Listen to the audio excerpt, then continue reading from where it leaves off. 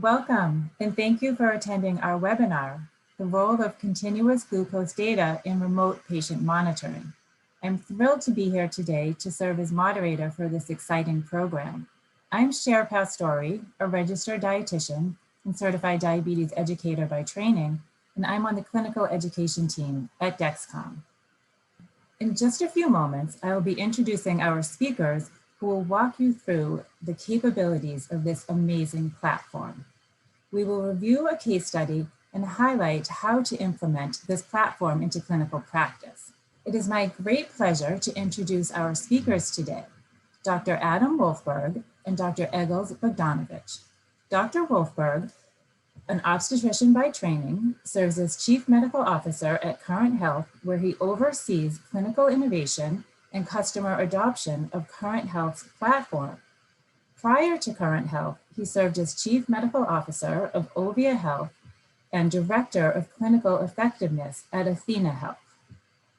Dr. Bogdanovic specializes in endocrinology in Torrington, Connecticut, and has over 31 years of experience in the medical field. He graduated from St. George's University Medical School and is affiliated with numerous hospitals, including Charlotte Hungerford, Sharon Hospital, St. Mary's, and the Danbury Hospital. And with that, I'll turn the presentation over to Dr. Wolfberg. Thanks so much, Cher. I'm delighted to be with all of you today. I'm going to start by talking about the problem of readmission. And I want to set the scene for this presentation by talking about what happens after a patient is discharged from the hospital and how we can use remote monitoring of that same patient to prevent admissions that aren't necessary. Once the patient leaves the hospital, in many cases, their care at home is in essence a black box. We don't have any data, we don't have a way to reach them. And so unless they call or communicate in some way, there's no way to intervene and solve preventable problems that might send them right back to the hospital. In fact, within 30 days, about 20% of patients who are discharged are readmitted for one reason or another. And a significant percentage of those are entirely preventable readmissions. So when you think about the reasons for readmission, this is a particularly acute issue for patients with diabetes. In fact, of readmissions that occur in the 30 days following a discharge, about 20% of them are patients who have diabetes, either as a primary or as a coexisting condition. And diabetes presents a particular problem in that outpatient post-discharge space. Monitoring of diabetes is particularly challenging given the lack of access to glucose readings. And there's also missed opportunity to titrate medications, particularly insulin, and to impact things like lifestyle and diet, which can significantly change from when they leave the hospital to when they're at home, and present an opportunity for things to go terribly wrong or, with proper supervision, really right. So let's sort of look at the workflow for how that happens. The patient is admitted to the hospital. Presumably, their condition improves to the point where they can be discharged, and now they leave the hospital and step back into the community, whether that's to a transitional care program or simply to home. At this point, in many circumstances, their clinical information becomes completely obscure to the care team around them. And their primary care physician, their chronic disease physician, their endocrinologist has no insight into what's going on. In patients with diabetes, they may become hyperglycemic, hypoglycemic. In fact, we know that nearly half of patients with type 2 diabetes suffer from hypoglycemia that's unrecognized. And so the opportunity to have some insight into what's going on from a chronic disease perspective, and particularly from a diabetes perspective, becomes incredibly valuable in preventing that readmission. I'm going to just briefly talk about the technology that we're going to be deploying today on our way to a case-based discussion. But the platform that we're going to be using is the Current Health Remote Patient Monitoring Platform. So on the left, you see the very small cookie-sized device, which is an FDA-cleared vital sign monitoring device that is worn on the arm. It generates data for up to 2 days without needing to be recharged and sends it to a dashboard that allows for data analytics and access of vital signs for whichever clinician is taking care of that patient. It can send alerts and also can send information to a 24/7 nurse staff monitoring team that Current Health provides. Additionally, there's a video functionality which allows a clinician to engage directly with the patient, reaching out and getting involved in changing things in terms of their management and checking in with them, as well as collecting information about how they're feeling. The vital signs themselves that the patient will be sending through that Current Health device include a respiratory rate, oxygen saturation, motion, pulse rate, and a body temperature measurement as well. Basic set of core vital signs. This is ICU level vital sign monitoring with, like I said, a 2-day battery life, but doesn't require charging except for every other day. And the data are available in real time. In this collaboration with Dexcom, what we've been able to do is to bring an additional vital sign, continuous glucose monitoring. And so with the inclusion of the Dexcom G6, that continuous glucose level is available in the Current Health dashboard continuously and in real time. So I want to bring in the diabetes expert here, Dr. Bogdanovic, and ask him to talk a little bit about the Dexcom monitor and how he uses it in the care of his patients who are suffering from diabetes. Dr. Bogdanovic? Thanks, Adam. You know, glucose has traditionally been monitored on an outpatient basis using fingerstick or capillary blood glucose monitors since the early 80s. And while this was a significant improvement over urine testing, it provided information only about that one single point in time. Continuous glucose monitoring, or CGM, was introduced 15 years ago. In the endocrine community, these were often used in a retrospective manner to analyze glucose trends. We refer to this as professional CGM. With the so-called personal CGM, glucose values are visible to the user on a handheld device or a smartphone.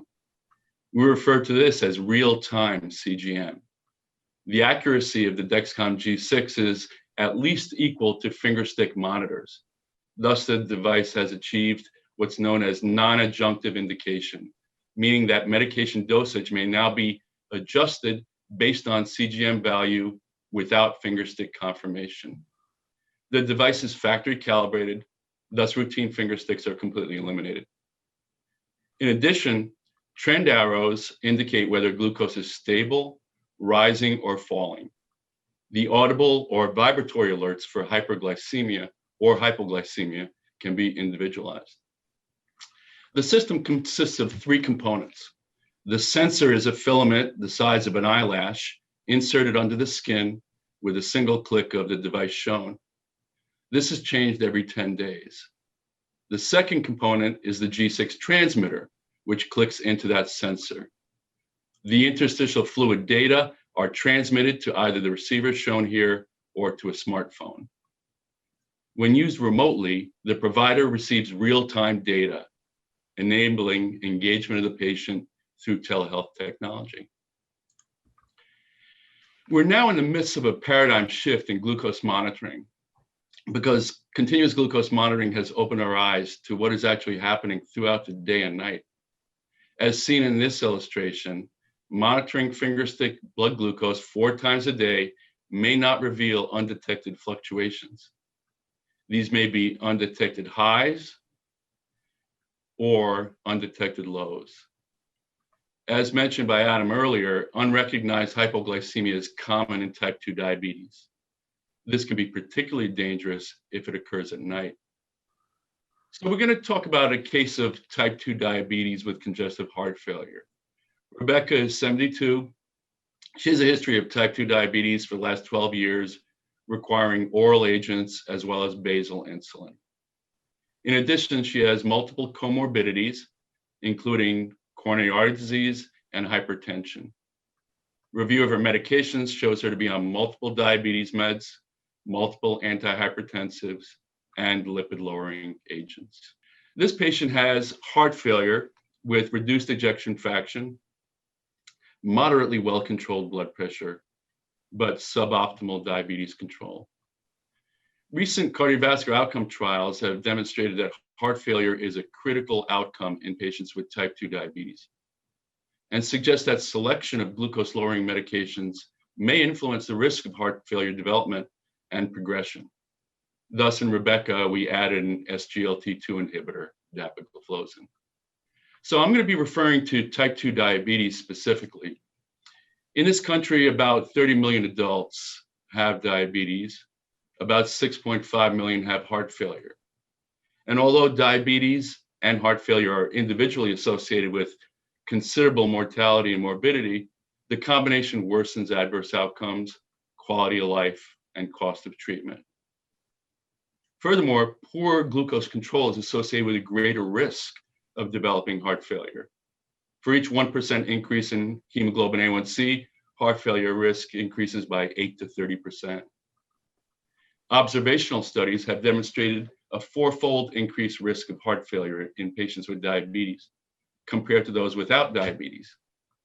The risk of hospitalization for heart failure is up to 50% higher in patients with diabetes than those without.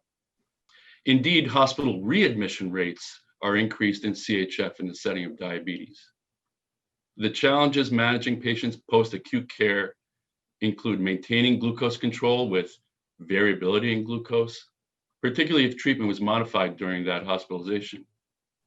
Medication metabolism may be affected by low ejection fraction and declining renal function, and many medications will require titration based on clinical response. Finally, social support, patient's functional status, hypoglycemia risk, adherence with treatment regimen, and communication with the treatment team all play a role in success post-discharge. Remote monitoring of diabetes and heart failure patients post-discharge can help address some of these challenges. First, remote patient monitoring can provide real-time insight into patient vitals, including continuous glucose monitoring data. Not only can remote monitoring provide objective vital signs, it can also capture more subjective aspects of a patient's recovery, such as symptoms and food logs, as well as provide context around a patient's history and past test results. This information combined gives clinicians the broadest insight into patient health at home. Through remote patient monitoring, clinicians can manage patient health along their journey without having to wait until a patient's next appointment. This can include changing their medications, adjusting insulin doses, and ordering prescription refills. Keeping patients engaged along their recovery is key to ensuring they are adhering to recovery protocols and staying on track. Through built-in patient engagement tools, clinicians can quickly and easily check in over video or text call. They can have conversations about diet and exercise, and we can do continuing patient education, such as brushing up on insulin injection technique. So in a second, Eggles and I are going to walk through his patient's post-discharge clinical course and talk about how he used remote monitoring to keep an eye on her and optimize her diabetes in particular, but her health in general. But first, I wanted to just talk a little bit more about the technology that was deployed in this case. So this is what Rebecca would have had delivered to her home when she was enrolled in the remote monitoring program. This includes everything she needs out of the box, entirely pre-configured with an easy setup. On the left, you'll see Rebecca's provided with a connectivity hub, which which enables Wi-Fi in the event that she doesn't have it. What we've learned in our experience is that particularly among an older population, a significant percentage of them don't have Wi-Fi at home. So this is all set up with a cell-based Wi-Fi network. She's given a tablet that not only walks her through the setup, but allows that interactivity that Eggles talked about a few minutes ago. And then in the center, you'll see, again, the Dexcom G6 system. Next is the Current Health wearable that she'll put onto her arm, and also 2 of the several different peripheral devices that can be used to monitor her health. In this case, specific to her conditions, a blood pressure cuff and a scale. So this is the Current Health dashboard that shows a view of not only this patient, but any other patients that a clinician may be monitoring using the remote technology. Once Rebecca is set up on the platform, her clinical team will be able to see her vital sign data from a single dashboard alongside those other patients that they may be monitoring, all stratified by their level of risk. This enables the clinical team to better provide patient care based on clinical status. And you can see here that Rebecca, recently discharged, is low risk, and it looks like her device battery is well charged at 78%. Here you see the tablet functionality, which allows for interaction between the clinician and the patient. Each day, patients receive prompts based on the clinical program that they're enrolled in to provide information about their current status.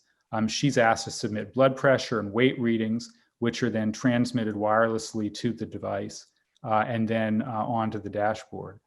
In addition to the continuous vital signs from the Dexcom and Current Health device, it's combined with any other information that she provides. In this case, she's asked to update the team with her symptoms so that can be incorporated into her care. The Dexcom Current Health monitor comes pre-configured with alarms that are triggered by vital sign abnormalities. These alarms can be customized by condition, by the individual patient in this case. And so what we've set here is that a high glucose value will trigger a hyperglycemia alarm. You'll see here the alarm is visible in the dashboard, and it also alerts the clinician on call for this patient, or if deployed, the 24/7 Current Health monitoring team.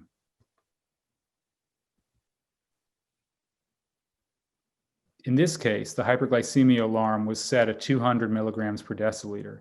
And you'll also notice that the patient had labile heart rate, and hence that alarm had been triggered as well. When we combine these vital signs, we begin to notice that we're really concerned about an early sign of deterioration in this patient. So Eggles, you're used to managing patients who were recently home from the hospital. Can you contrast these data to the ones that you're used to seeing without remote patient monitoring and how this impacts management? Well, typically the clinician has no data at all. As you mentioned earlier, patient health post-discharge has been a black box. And up to now, if we did have any data, it was 4 times per day fingerstick blood glucose monitors. Here we have readings every 15 minutes. And access to these data demonstrates that this patient's insulin dose is too low. Although we do need to evaluate other things such as her diet at the same time. So through the Current Health tablet, the supervising clinician can touch one button and initiate a telehealth visit. And I'm interested, Eggles, in how you would use or how you do use this functionality when you see a clinical scenario like the one that we described a few minutes ago. Well, in this case, I'd contact the patient, discuss adherence with our prescribed regimen, make sure her diet is essentially unchanged from her usual diet, and if so, increase her insulin dose. In addition, the patient actually saw these data real time on her receiver. She said, hey, this thing went off, and we can discuss potential setting of alerts as well.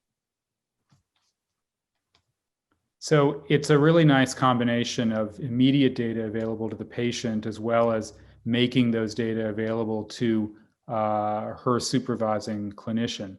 And as you can see, resulting from the change in insulin regimen, her diabetic control was demonstrated pretty quickly in the data that was returned to the dashboard. And so you can see her values as well as her other vital signs, and that they're in range, because she appears here in a green bar to the left of her name with your other patients on this list. So you'll also note, I think, another patient at the top in red who's alarming for other reasons. Of course, this list is configurable and can be set to show either all patients or alarming patients, and there are other views as well.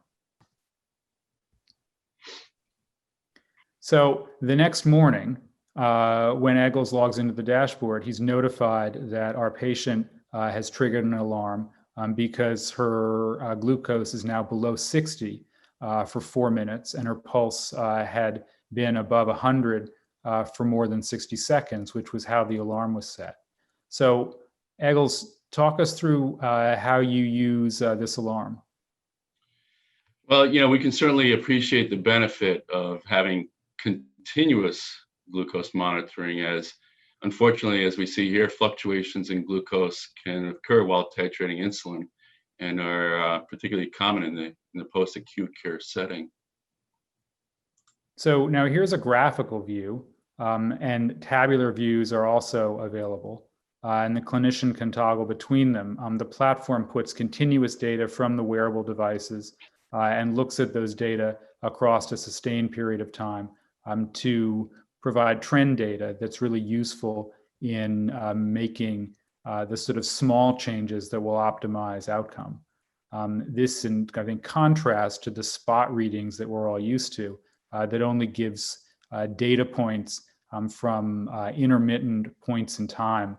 And therefore, this allows for, I think, a more accurate view of the patient and their context at home, outside of an intensely monitored scenario, like a intensely monitored context like the hospital.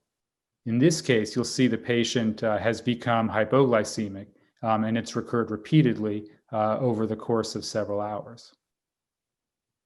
So contrast this, I think, to the data that clinicians are used to seeing, again, these intermittent glucose values, if the data were even available to the clinician at all for her patient or his patient from home. In this case, the patient appears relatively stable, but continuous data allows us to see declines in glucose levels that are happening over the course of 2 hours and allows for rapid intervention. Eggles, how do you sort of distinguish these two types of data and use them to manage a patient? I mean, continuous glucose monitoring, as in this case, allows us to fill in the gaps between what happens between previously obtained fingerstick or capillary glucose levels. And in this case, enables us to intervene earlier than usual to prevent severe hypoglycemia from occurring. So in this circumstance, when you see a decline in glucose levels, how do you manage it from not having the patient in your office or not being at the bedside? Using the telehealth functionality, I'm now able to reach out to the patient and reduce her insulin dose, which was clearly increased too much the previous day. Access to these data allows for rapid intervention and correction, and this may lead to tighter diabetes control and a reduced risk of readmission. The continuous data and multiple readings give me the confidence to trust what I'm seeing. Thus, I can do these changes without waiting for days to obtain data at a follow-up visit with the patient. So let me try and summarize here. I think that what we're seeing is a real opportunity. First of all, this access to actionable clinical information, first of all, allows us to potentially discharge a patient sooner.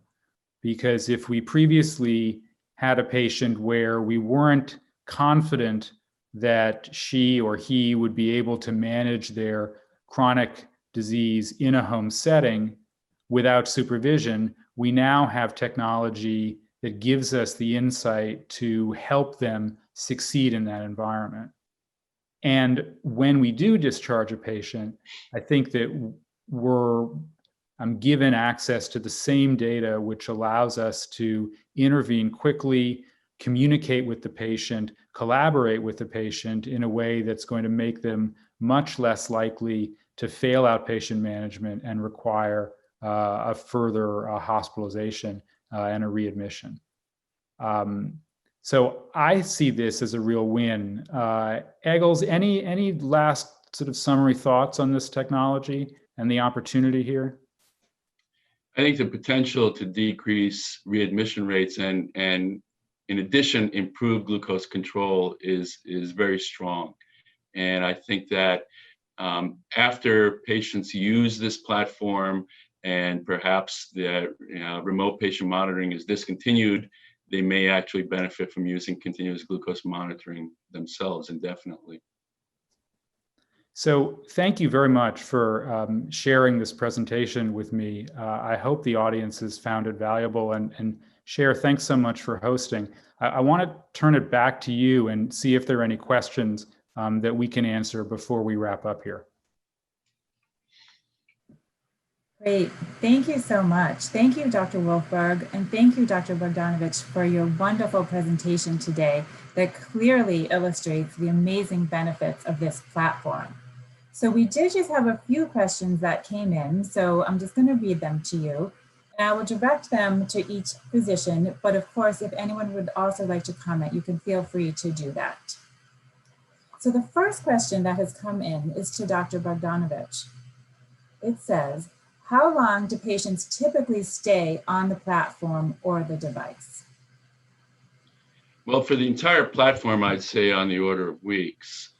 As far as the CGM component, many patients may benefit from long-term use. We've transitioned from using CGM just to prevent unrecognized lows to actually improving control and a metric that we call time and target range. We're tending to actually move away from hemoglobin A1C because you can have an A1C that's excellent and have a glucose from 40 to 400 at times. But achieving that time and target range of 70 to 180, which is what we prefer, you can actually have a metric that tells you the quality of that A1C, if you will. Excellent. Thank you. Dr. Wolfberg, what kind of training or support is needed for the patient to get started? It's a great question. Making this platform easy to use has been at the sort of core of both companies' technology development initiatives. And so we've spent an awful lot of time making sure that everything is ready to go out of the box. And it's essentially a matter of plugging it in, following a few instructions, and having your data move to your clinician. The kit can be provided in an office setting. It can be provided in a hospital setting. It can be delivered directly to the patient's home. Whatever ends up being most convenient for the patient and for their provider. And setup with the home hub is super easy, and the entire system is preloaded with a charged tablet so that the instructions are there and ready when it comes out of the box. Obviously, both companies provide 24/7 support for the patient if they have questions or run into either clinical or technical problems. Excellent. Thank you for that. Dr. Wolfberg, Will physicians be reimbursed for remote monitoring services? It's another really good question. So there is now a significant system of reimbursement that is described and supported by Medicare, and a number of private payers are following that schema. Obviously, we would recommend that any clinician who plans to bill for their remote patient monitoring services consult with their billing expert.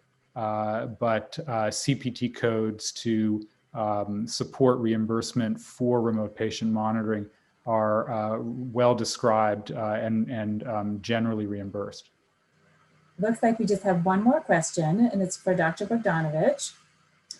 Could you possibly discuss some other possible use cases that you could see this platform being implemented with? I think it's probably endless. Certainly for surveillance of patients with chronic disease such as COPD, perhaps post-transplant patients, perhaps post-CABG patients, even without CHF. But I think certainly I can imagine on a regular basis monitoring patients with lung disease. Excellent, thank you. So it looks like we don't have any more questions. So I just want to say thank you so much for joining us and being present today for this wonderful webinar. And to learn more or to schedule a follow-up conversation, please visit currenthealth.com/Dexcom. We look forward to seeing you there. Thank you.